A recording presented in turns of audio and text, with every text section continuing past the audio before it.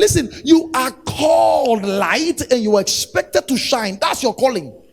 So everything that must come out of you as a child of God is what you are called to do. When you forgive, it's your calling. When you preach the gospel, it's your calling. When you are healing the sick, it's your calling. Are you following what I'm saying? So the believer was given an assignment as a light to shine.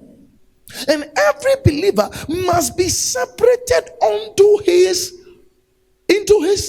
call. What have you been called to do by God?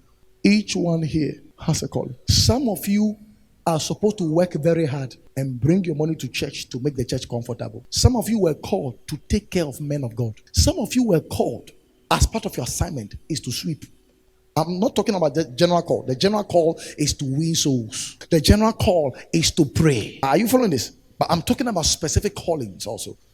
There are some callings that is to minister to the Lord in songs. There are some call that is to be intercessors. When you find your place in the body and you live in that place, you are now separated into your calling. The day I begin to feel that some people are shining with the healing and miraculous business, so I have to now shift my calling more into healing and miracles so that I can get members. What is happening is that I'm not separated onto my call.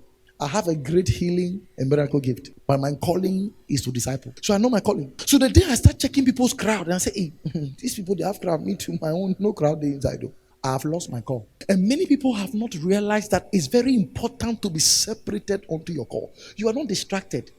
If you are called as an intercessor, stay there. Don't wait for anybody to give you accolades. Stay there. If you are called to wash the toilet, be faithful. Don't say, even toilet that we are washing, this thing, people come and shit into the pot and nobody's even saying anything. I come and clean the thing. Even look, my hands are even rotting. I don't do it again. Somebody also should also go and do it. I'm also a human being. Hey, that is how people have lost their call. You know why? Because they were not faithful. You know why? Because they left their rank. Do you know what caused the angels? Some of the angels will come fallen angels. They left their estate where they were placed. They left there.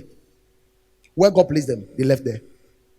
Because they were watching what other people were doing. And those of you who are church workers and you get offended that somebody offended you, so you won't do your work. I just pity you. Imagine church members offend me. I say I won't preach again. You supposed to pastor yourself. No, can you imagine that?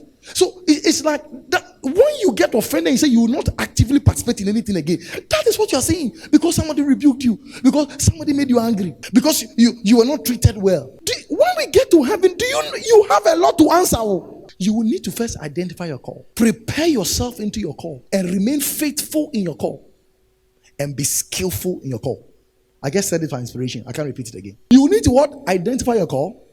What again? Prepare to your call. Remain faithful in your call and be skillful at it. You can't be singing the same thing you have been singing every single time if you're a musician. Listen, if you've been to church for a long time, you have not identified your call, it's a problem. You need to pray and tell God to show you. There are some of you and you have not yet identified it, but one of the areas of your call is to just invite people to church. They will come. You alone. They'll sack other people. But they'll follow you. If you have identified that, do it.